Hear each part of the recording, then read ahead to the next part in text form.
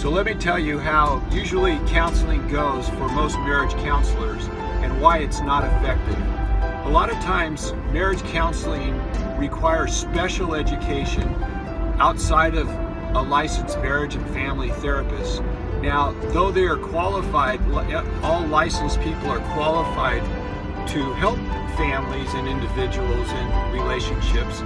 It's not always the preferred course of study, nor do most therapists choose to deal with couples. And the reason why is because it's very difficult when you have two people in a room that are interacting and the therapist is observing them and trying to take in a lot of information, the history of each person at the same time, while they're watching the dynamic of the couple. And it's very confusing and it can be very difficult. And a lot of times what happens, in my experience, because this has happened to me, is I sit and watch the couple and they pull me into the arena.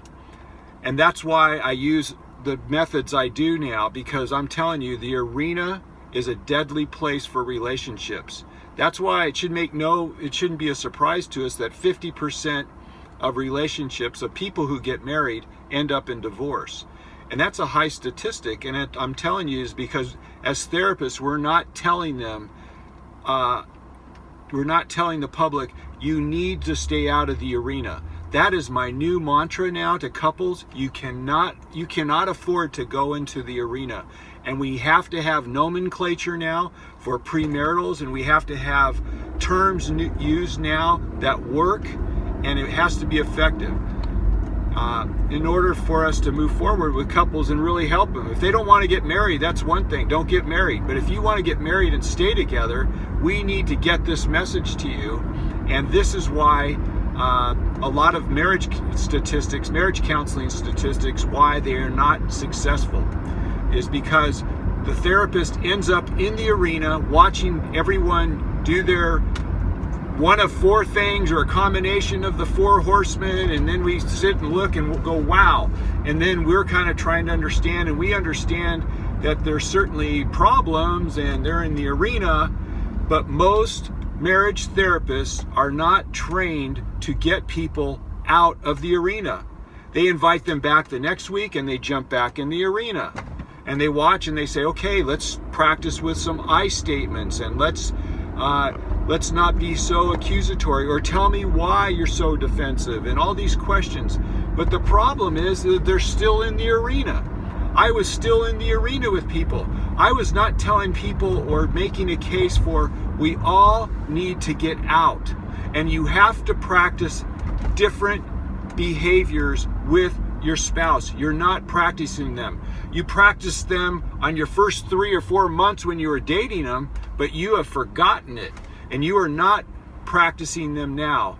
And what happens is, in relationships, we can feel a lot of different things, and I'm talking about at a soul level, where you feel dismissed, or you feel unsatisfied, or you feel rejected, or you feel not valued or undervalued, and you feel hurt, and you feel ignored.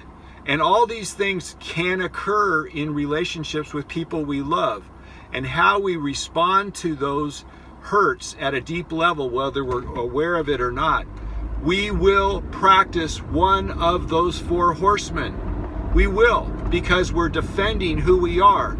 And when we know our soul is threatened, whether we're rejected, we will respond in a way that typically is defensive, or it shows fear, or a combination of those things. And now we have proof through the Gottman's work that those four behaviors are quite common to everybody that we do them. And that's why I'm saying you have to know the nomenclature. You have to talk in terms of, call it something else, but I just call them the horsemen. And you have to realize that everyone is going to do those four things. It's not behaviors that we don't recognize or can't say will happen with certainty. They do happen with certainty. Just go look up the research of Gottman's. He's been studying this for a long time. And when it finally clicked with me you know what we're doing? We're not telling people to get out of the arena. We're just saying we have to get out of the arena no matter what. You do what you can to get out of the arena. And we need to show people how to get out of the arena and why it is better to get out of the arena. And let them experience and see how much better they feel when they are out of the arena. Not only will their spouse feel better, they will feel better. And this is a big, big message that I feel like an evangelist. I'm out there telling people this is where we need to go. This is my message now to all couples. This is where our retreats and marriage conferences need to go. If you don't go there and we're just practicing the known little tricks that therapists have, and by the way, there's only a few. Teach them I statements. Dive into the past. Help them understand their dynamics of how it connects to the way that they were related with. In some ways, even if you understand how it's related to the way you were raised and it's tied to a deeper pathology that you have, and you still remain in the arena, even though you know that, your relationship most certainly will fail if there's repeated practice of the arena horseman and not the antidotes. And that's why I'm so big on, we can get to understanding why you ended up in the arena and why you respond this way. And that's my message, is a lot of times couples are good people. They have not wanted to be in the arena of the apocalypse horseman. They don't want to. And they want to get out of it, but they don't always know that they are out of it. They may practice some things a little bit, maybe 13% of the time, but they need to practice things with certainty 100% of the times until they realize they are out of that arena and they're in the best possible way to be practicing the virtues with people and with those that they love, and to create the best environment for themselves and their spouse. That is my message, is we need to know that pathway. We need to practice it again and again. And that's why I'm doing these videos. I know they're not professional. I know they have lights, like right now I can see in my reflection, light is coming in all over the place. It's not really professionally done. And the sound probably could be better, but I'll do what I can to get the messages out. If this really rings true with you, here's what I'd like you to do, is you join in and you start, whether it's at your church, your synagogue, your parish, you hold a marriage conference. You take these principles that have been proven to be true, and take my word for it, you can help spread the message. We need to stay out of the arena. We need to practice different things.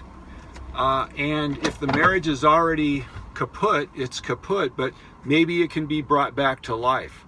Maybe you can be the message that don't just, before you seek an attorney and get a divorce, it's probably because you're really hurt, you're really frustrated, you've done everything under the sun to get out of the arena. You may not know how to do it, but let people who have gotten out of the arena show you that there is a way out before you divorce. That's really my message. That's what we got to talk about. And if you're one of those couples that have gotten out, I'm going to encourage you. You talk to your partner about it and see if you can hold a conference for people. And you get the message out that there is a way. And let's see if we can make, in 10 years, I'd love to have a goal of seeing divorce rates at 25%. Let's not see it at 50%. Let's see it on being lowered, and that the people that want to get married understand what it takes to stay married. Again, the video I said is, what would I do, or what would I say to my children before they get married if there's one thing that they can remember to do consistently, and that is not only to pray for their spouse regularly, more than their children, and there's a reason for that, but it's to continually invest in that partner of yours, continually help make them become the best version of themselves, and to continually make the bank deposits into the account of your relationship, not the account of your family, not the account of each one of your children, though those are all good things, but make them into the bank account of your spouse. And when you do that, you're making and adding at the same time. It's almost like another person's adding into the account of your family account. And that deposit's going to pay great dividends, because it's going to help your children feel solid, and they're going to see and practice, and now they're going to know how to do it with their spouse should they get married. Believe me, they're paying attention at 2nd grade. They pay attention at 6th grade. They're paying attention in junior high, and certainly in high school. Even though they seem like they're ignoring you, they are not. They're watching how you relate. They're picking up everything they can, from the way and your mannerisms, to the way you're attuned to your spouse, to how you're depositing the things that you do to your husband, or the things that you are and the gentleness you bring to your wife.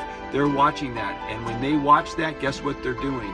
They're taking private lessons from you, how to be a wife or how to be a husband. Hope this is helpful, and help me get the word out. Bye-bye.